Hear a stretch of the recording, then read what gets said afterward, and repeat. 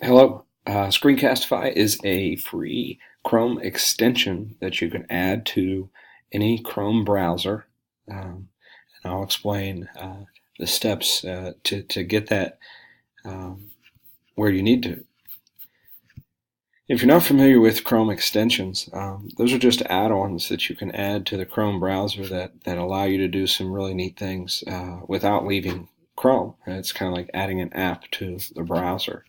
But first of all, you need to be signed into the Chrome browser. And if you open up the browser on a MacBook, on an iPad, on a desktop PC, you're going to open the browser, and then you're going to notice in the top right-hand corner there's an option for you there to sign in, and it's important that you do that.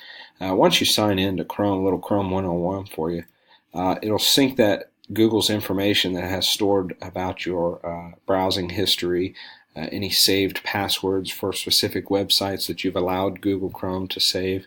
Those will sync across all devices.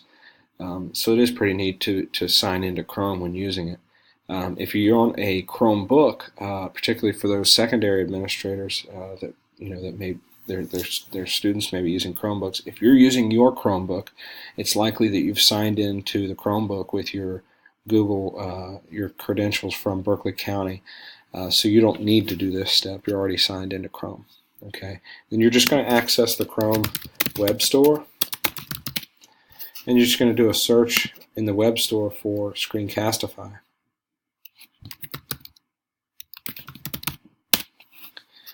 And you're going to notice the extension. You're just going to add it to Chrome. It'll be that blue button, but notice I've already added it. I just added to Chrome, and that's it. When you're ready to record, it doesn't matter what you're recording, but let's say you're going to record over a slide presentation that you wanted to give to your staff. You wanted to add some information that was important for them. You would just access the slide presentation and enable Screencastify. Just fire it up. You're going to have to establish a microphone and a webcam, and that should be easy to do using the drop-down. You can record over a browser tab, which is nice if you're just recording something on the web. You can record your entire desktop if maybe you're shifting between programs or software that you may be using in the back. Or, excuse me, you can just record the webcam, and that's obviously just going to record your face. But let's say we just wanted to record the browser tab. You're going to start recording. I'm not going to do that, but you're going to start recording, and then you would just fire up your presentation and deliver that content that you wanted your staff to have. And at the end, you'll stop the recording. What will happen next is Screencastify allows you some options. I think by default it already downloads a copy of that video into a folder in your Google Drive, and the folder will be titled Screencastify.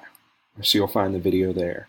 It'll also give you a button, an option to just download that video locally to the hard drive. I'm using a MacBook, so I could download it here. You could download it on a desktop PC.